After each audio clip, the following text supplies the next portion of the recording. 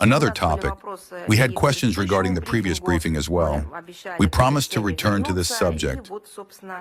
And so, actually, I wanted to say a few words in response to the incoming question about the 35th anniversary of German so-called unity. As you know, there was an anniversary being marked.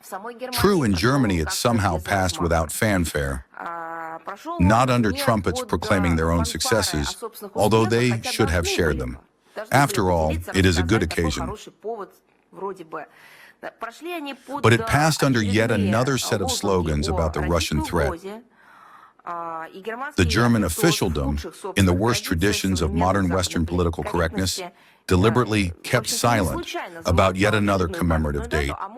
I can say with confidence that if we compare the scale of their information campaigns, then in this sense, everything was lackluster. They did everything to minimize and neutralize the information field. And the date in general, you know, is so powerful.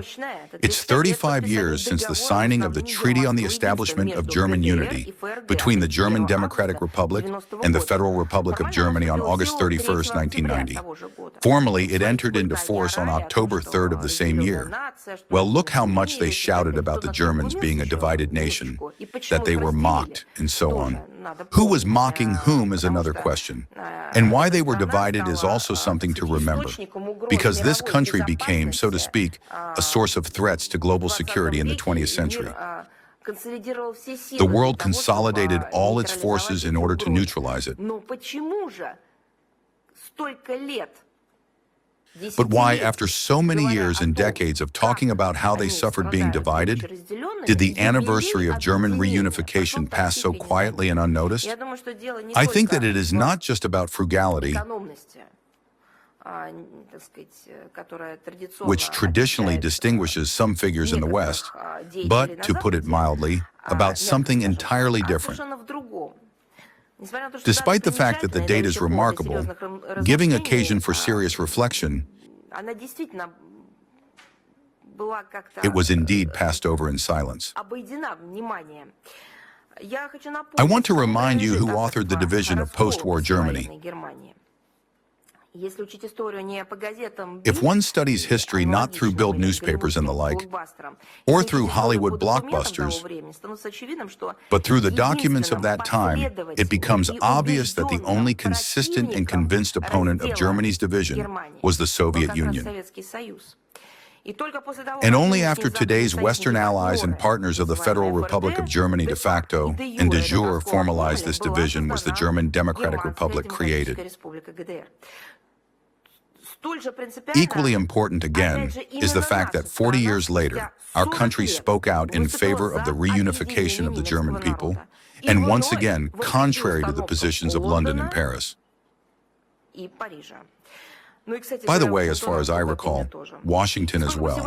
And no matter how much they may talk in Germany today about some kind of popular revolution as the fundamental trigger of reunification, by no means diminishing the public upsurge in the former German Democratic Republic during that period, if Moscow had said no at that time, there would have been no united Germany. This is what eyewitnesses, historians, and political figures say. Alas, the Germans were unable to make proper use of this historic gift. Why was the date hushed up? There is nothing to boast about. Look at what reunification has led to. Over the past 35 years, Germany still remains a deeply divided country, split into citizens of the first and second class. For them, no real unification of the country ever took place.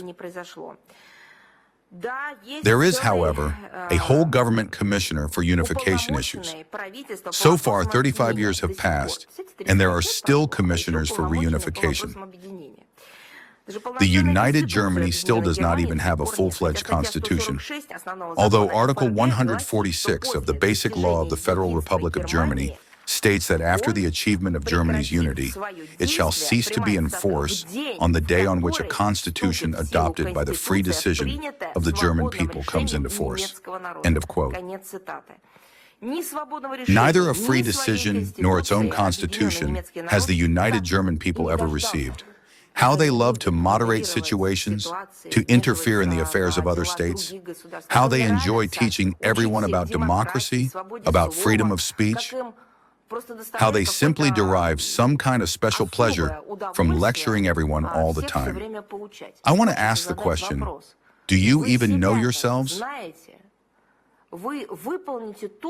Fulfill what is written in your basic law, the Constitution.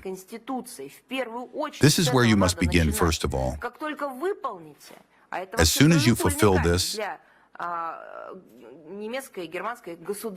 and this is the cornerstone of German statehood, of democracy, of human rights and freedoms, then what I said, first fulfill what you pledged to fulfill before the people of Germany, and then teach others if you manage to fulfill it well. For now, not only are there no results, but you have not even begun to fulfill it. Look how interesting situation turns out. There is a constitutional court in Germany. There is also an office for the protection of the Constitution, which regularly engages in the search for dissenters. But there is no Constitution.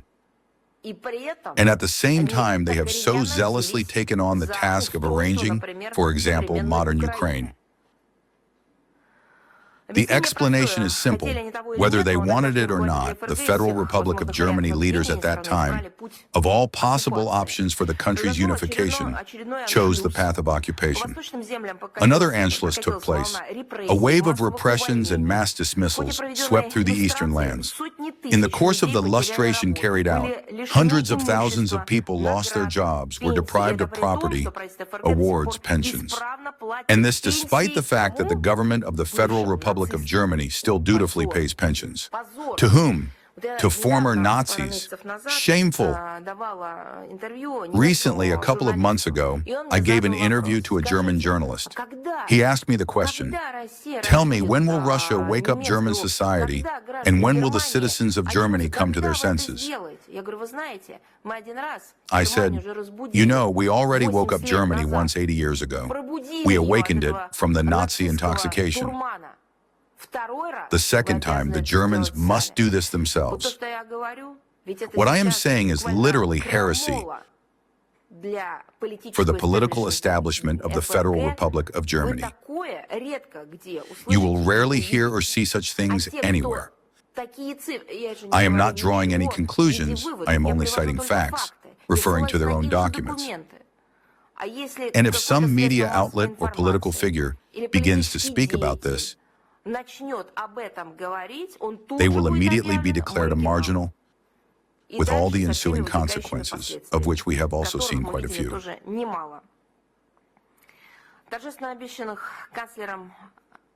The flourishing landscapes solemnly promised by the Chancellor of Reunification, Helmut Kohl, in the former German Democratic Republic, have also not appeared in 35 years. And God bless him. Well, the country has not coped and is still working on this issue. But there is an important nuance. They have now gotten around to Ukraine.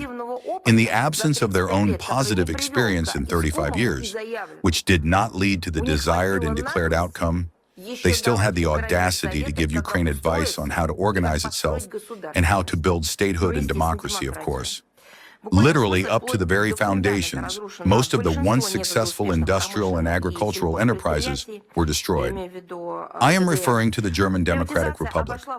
Privatization passed the Eastern Germans by. They did not even receive ownership of their own apartments. Many towns and villages became depopulated as the youth fled in search of work, and where elderly people, slandered by official propaganda, as having allegedly devoted their lives and labor to a totalitarian regime, now live out their days. The German Democratic Republic itself has for many years been systematically demonized at taxpayers' expense as a totalitarian, inhuman post-Soviet regime. And all of its citizens are indiscriminately labeled as accomplices to its crimes. Eastern Germans, including even those born many years after reunification, do not feel like full-fledged citizens of their own country. This fact can no longer be hidden, even by official statistics. In the 2024 report on the state of German unity, it is stated that people from the eastern lands make up only a small percentage among leaders at various levels. That is how democracy is built. This experience is what Germany also imposed on Ukraine. Segregation of people within their own country. If there is any experience they have transferred, it is this one. All of this is literally being shouted about in his open letter to the President of the Federal Republic of Germany, Frank-Walter Steinmeier, by the last Minister of Internal Affairs of the German Democratic Republic, Peter Michael Diestel, who, by the way, is difficult to classify as a friend of our country or even of the German Democratic Republic itself. He operates with facts and data, but this voice is like the voice of one crying in the wilderness. It is not surprising against this background that in Eastern Germany, voters are massively voting for the AfD, which for some reason is associated with Russia, without understanding who its voters are.